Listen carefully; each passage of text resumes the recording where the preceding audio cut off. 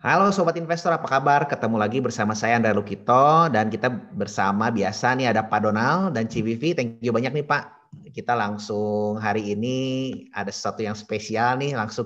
Saya ngajakin Pak Donald kalau bisa langsung kita rekaman deh. Nah, hari ini ada yang menarik nih, salah satu emiten yang kita rawat lah kasarnya, kita sudah beli dari kemarin-kemarin gitu kan, Setway lama. Sekarang tuh tiba-tiba ARA ya hari ini ya. Nah, itu eh, ya hari ini kan MTDL ya yang areanya ya. Nah, itu kira-kira kenapa sih Pak bisa naik Pak sampai arah kayak gitu Pak? Ya, ya ini kan tadi malam atau tadi subuh itu ya di grup alumni IAI kan sudah ramai dengan kinerja Q2-nya ya MTDL 2021 dan hasilnya sangat mengesankan Mbak ya. Tapi apa sih di balik kinerja yang mengesankan itu kan kita mungkin harus mengenal dulu ya kalau Mama kita mengikuti Peter Lynch ya, kita mengikuti cerita dari perusahaannya ini ya. Jadi MTDL ini kan dulu dikenalnya sebagai perusahaan distributor informasi dan teknologi baik hardware maupun software. Jadi kalau kita mau cari-cari apa namanya laptop ya, aksesoris, ya, gaming itu adanya di Metrodata. Dan itu mereka bermain volume biasa perusahaan distribusi kan seperti itu ya. Tapi cuannya tipis ya, volumenya tinggi tapi cuannya tipis. Nah, berapa tahun terakhir ini mulai ada perkembangan cerita yang berbeda. Kalau kalau Metrodata itu bukan sekedar apa namanya perusahaan distribusi lagi. Dia udah mulai masuk ke solusi sama sama konsultasi. Tapi kemudian emang sudah lama, sebenarnya udah lama dari 96 sejak diakuisisi ada satu perusahaan itu. Nah, kemudian berkembang dan 1-2 tahun terakhir ini mulai terlihat ya porsinya mulai membesar dan mulai signifikan. Artinya margin dia mulai tebel. Nah, ini makanya menarik ini untuk kita lihatin dan kita undang kan ke IAI 8 bulan yang lalu tuh Betul, betul. Pak Presidirnya ya Pak Santoya aja Susanto ya. untuk datang dan cerita dan emang emang menarik. Kemarin di Summit juga datang Pak. Yang di Pak, Summit juga ada Di Pak, oh Summit. iya Summit, di Summit ya, di Summit, Summit Ya. kemarin. Pak Syafril. Ya, Pak Syafrilnya langsung ya. Jadi Pak Syafril yang sebelumnya nggak mau apa zooman di tempat lain, kemarin di Summit mau tuh. Dan di Iya, situ lah kita hoki kemudian ya, beruntung ya Pak. apa? Beruntung ya Pak. Beruntung kita. Ya, jadi dia mulai mulai terlihat. Nah, ini di bawah pimpinan Pak Syafril ini kan bisnis konsultasi dan solusi ini jauh berkembang dan memberikan kontribusi yang besar ya kepada MTDL. Nah, jadi mulai ada terjadi perubahan cerita ya bahwa dulu perusahaan distribusi masuk ke apa namanya perusahaan solusi dan konsultasi. Nah, disinilah kemudian masuk ya karena emang kalau saya lihat ini dulu kan IBM itu dari perusahaan kecil banget bisa gede karena ini perusahaan solusi dan konsultasi. Jadi apakah pertanyaan pertanyaan saya ke depan apakah MTDL ini akan menjadi IBM ya IBM. Nah Q1 Q2 keluar ya di di Q1 itu kinerjanya profitnya naik hampir 30%. Nah, ini luar biasa. Artinya sudah mulai ada pergeseran cerita lagi ya bahwa apakah MTDL ini akan masuk ke kategorinya Peter Lynch itu yang fast grower ya kan karena fast grower kan di atas 20% ya. Dan Q2 lebih lagi kan. Jadi eh, pertumbuhan dia year on year-nya itu hampir sekitar 55% lah. Jadi ini mungkin karena COVID ya, mungkin karena COVID, tapi tentu juga manajemen melakukan berbagai langkah strategis yang membuat bisnisnya bertumbuh sehingga kemudian dia menjadi fast growers ya. Bisnis solusi sama konsultasinya lumayan naik ya, lumayan naik sekitar 16,4%. Tapi memang masih banyak di distribusinya yang naiknya tuh 82-85% ya. Ini yang emang penjualan apa namanya HP-nya luar biasa karena HP-nya itu kan HP yang untuk menengah ke bawah ya yang kira-kira masih murah tapi juga mendukung smartphone. Laptopnya mungkin masih agak terbatas dari supply tapi dia menjual Chromebook kalau nggak salah Chromebook-nya ini laku dan berbagai termasuk gaming naik luar biasa. Jadi ini kemudian menandai sebuah era baru dari yang namanya Metrodata sebagai fast growers. Jadi kalau kita masuk ke kategori yang kemarin di video sebelumnya itu kan ada kategori-kategori Peter Lynch. Nah sekarang dia masuk ke fast growers. Jadi kalau mama dia bisa pertahankan ini konsisten selama berapa tahun. Nah pertanyaannya apakah dia bisa jadi big caps nih, jadi big gun ya ke depannya. Sama seperti misalnya katakan BCA ya, mungkin dalam waktu 5 sampai 10 tahun. Sehingga kalau mama kita mau melihat itu ya tentu sangat menarik untuk melihat perkembangannya dan bisa dipegang jangka panjang ya, dipegang jangka panjang. Nah, itu apa namanya? Cerita yang kedua. Cuman yang hari ini kan ARA gitu ya. Jadi ini menarik ya, apakah emang kemudian pasar ini menghargai kinerjanya MTDL sedemikian baiknya, apakah memang cerita yang diikuti adalah cerita yang fast growers-nya ya, menjadi the next BCA-nya, atau ada cerita yang lain yang ditambah dengan bumbu nih, ya kan? Yang namanya cerita kan pasti terbuka sama bumbu ya, bahwa MTDL ini bukan sekedar perusahaan distribusi dan solusi dan konsultasi, tapi dia akan menjadi perusahaan digital, perusahaan teknologi ya. Jadi dia bukan cuma sekedar perusahaan yang support ya ekosistemnya teknologi, tapi dia masuk ke digital. Walaupun emang ini masih early datanya masih ada, datanya ada tapi terbatas. Perlu diundang Pak itu Pak. Pak, diupdate lagi Pak. Ya, Pak Susanto ya. Iya. Siapa aja gitu. Nanti kita coba tanya, pastikan. Yang pertama ini kan akhir Mei lalu, kalau tidak salah tanggal 24 Mei, Metrodata yang distribusinya itu melaunching yang namanya Nextworld. Ya, Nextworld. Jadi ini kayak mall virtual di mana kita bisa membeli produk-produk Metrodata melalui agen-agen dia. Dia kan distributor gedenya. Tapi ada agen-agen kecil di mall itu gitu.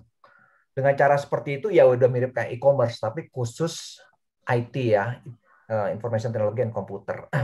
Si agennya nggak perlu nyimpan stok karena stoknya bisa jadi di gudangnya Metrodata aja, tapi nanti penjualannya dicatat sebagai atas nama agen. Jadi ini sebuah terobosan sebenarnya untuk mereka masuk ke e-commerce. Jadi Metrodata itu udah punya e-commerce, tapi baru diluncurkan kemarin akhir Mei ya. Seharusnya sih belum terlalu memberikan kinerja yang cukup baik di kuartal kedua, tapi kita lihat nanti kuartal ketiga, keempat dan seterusnya. Harusnya ada growing ya. Itu yang pertama, dia mulai masuk katakan ke digital atau teknologi.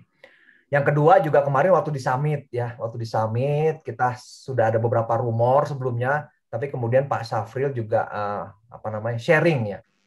Sudah ada pembicaraan secara intensif dengan beberapa calon mitra. Metrodata akan melakukan yang namanya joint venture berbisnis di data center, ya kan? Data center kalau kita lihat dia termasuk salah satu disruptive innovation yang dimasukkan oleh Cathie Wood ya. Cathie Wood memasukkan beberapa ya teknologi yang kemudian akan bisa mendisrupt dunia ke depannya. Nah, salah satunya adalah data center ya kan. Kita udah melihat bagaimana investor menghargai emiten-emiten data center ya, valuasinya sangat tinggi. Jadi jika ini terkonfirm ya tentu cerita MTDL sebagai perusahaan distribusi dan solusi dan konsultasi tentu akan bergeser ya, ada penambahan bisnis digitalnya. Nah, tapi ini kan masih yang pertama tadi data center ini masih belum jelas ya. Mudah-mudahan jadi ya. Ya sebagai pemegang saham tentu kita berharap mudah-mudahan jadi ya karena dia ada 1,6 triliun cash-nya yang masih belum di-utilize. Jadi kalau secara senjata dia punya mitra-mitra di luar namanya sudah cukup baik ya kan. Di cloud dia kerjasama sama pemain-pemain besar ya Microsoft, Amazon ya kan. Seharusnya sih ini adalah sebuah peluang yang cukup besar, tapi itu belum terrealisasikan. Yang kedua terkait dengan Nextworld juga emang dia itu e-commerce ya, tapi emang kita masih melihat karena baru diluncurkan kemarin akhir Mei, kita masih melihat kinerjanya seperti apa. Tapi kemudian apakah kemudian investor sudah menghargai ini gitu ya? sehingga kemudian nanti akan terjadi yang namanya re-rating untuk MTDL mulai bergeser menjadi perusahaan teknologi. Nah, ini yang menarik untuk kita ikuti cerita dia berikutnya. Ini saya aminin Pak, amin Pak. Sebagai pemilik saham kita aminkan. Amin ya Pak. Borong dong, borong ini. Jadi ada banyak orang di luar sana yang mungkin akan membuat cerita ini menjadi apakah MTDL menjadi the next DCII. Nah, ini kan sudah ceritanya udah ada berbumbu-bumbunya dan tapi itu mungkin sebuah hal yang normal ya. Namanya cerita kan harus ada bumbu dan dibuat menarik sehingga ya itu jadi lebih sesuatu. aware mungkin orangnya ya. Lebih menjual, lebih aware gitu ya. Menjual ya kan lebih menarik lah ya. Oke, nah Pak ini mungkin saya juga pengen bertanya nih Pak, bagi teman-teman yang belum masuk atau nggak seperti ini, saat ini Pak, menurut Pak Donald sendiri sebenarnya tuh harga gimana nih Pak? Kan supaya kita jadi jangan sampai juga kan bias ya Pak ya, kan kita sudah punya beli barang, tapi kasihan juga tiba-tiba kan kalau ngedengerin dari ini, mereka expect-nya harus seperti apa sih Pak menurut Pak Donald sendiri? Iya betul, itu good question ya. Jadi pertanyaannya kan kalau saya menganggapnya ini story yang mana nih yang lagi di apa ya diikuti oleh para investor, apakah MTDL menjadi the next BBCA ya kan atau MTDL akan menjadi the next DCII. Ini kan kayaknya cuma bandar yang tahu ya. Tapi kalau kita mau ngukur resiko ya kalau dia misalnya yang minimalnya jadi the next BCA, saya pikir per sekitar 15 itu udah cukup tinggi ya untuk ukuran seperti ini. Dan kayaknya di harga closing itu dia masuk ke harga di per 14 atau 15 ya? Hampir 15 ya kalau nggak salah Pak. 15 sudah 15 ya. Nah, 15 ya, coba saya cek dulu.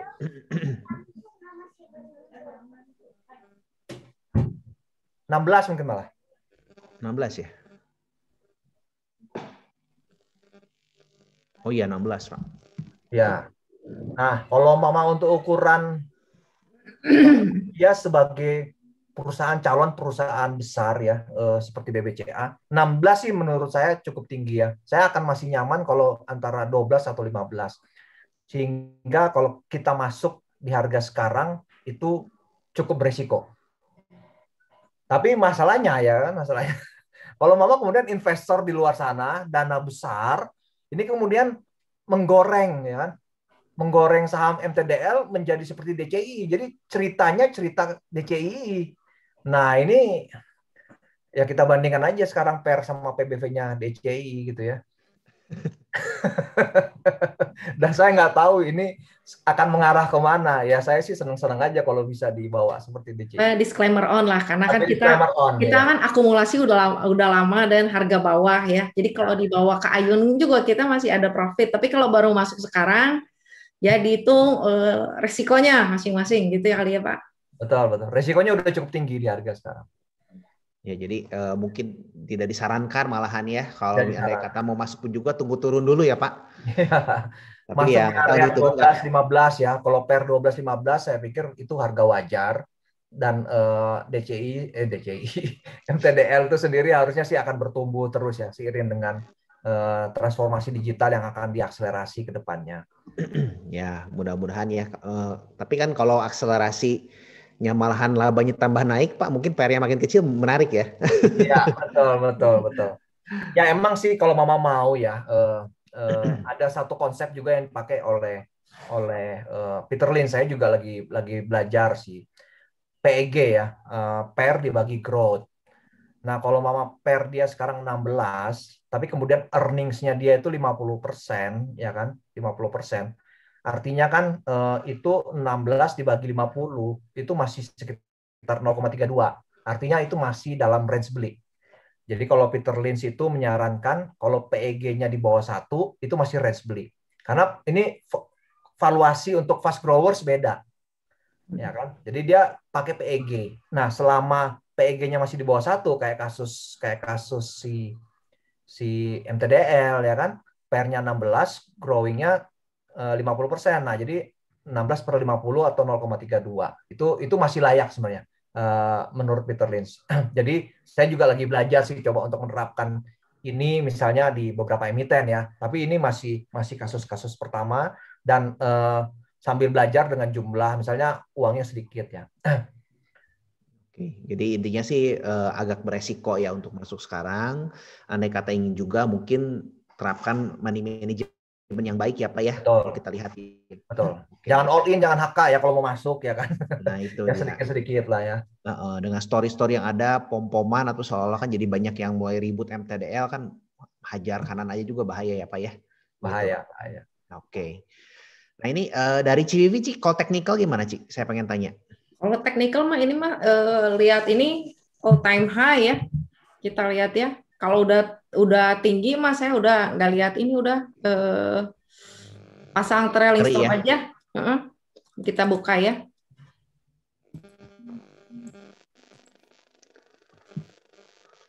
Oh, luar biasa ya. Ini tuh. Ini apa kepala naga atau gimana? Udah lehernya bikin leher naga, Pak. Oh, leher naga ya. Oh, belum sampai kepala. Bikin kepala kan nanti kayak begini nih, base begini kan. Nah, ini mungkin kalau yang mau masuk nunggu sampai bikin begini tuh. Ini kan biasa ada akumulasi box begini ya. Kalau udah lari kayak ini kan tarikan panjang, bikin box lagi. Tarikan panjang, bikin box lagi. Ini kemarin tidur panjang kan kita waktu ini, kenapa saham bagus tapi tidur nggak bangun-bangun. Kita kan waktu 8 bulan yang lalu tuh kan di sini ya kalau nggak salah ya. Waktu bikin video pertama tuh 8 bulan yang lalu. Ya. Lagi sideway panjang nih. Biasa kalau yang sideway panjang memang kalau tarikan tenaganya kenceng. Cuman volumenya nggak segede waktu di sini ya. Di sini. Volume hari ini nggak gede, tapi udah lebih gede dari kemarinnya. Ya mungkin dia akan sideway begini dulu nih biasanya. Di arah yang pertama yang gede kayaknya itu ya. Iya, nih di sini nih Pak. Ini kedua.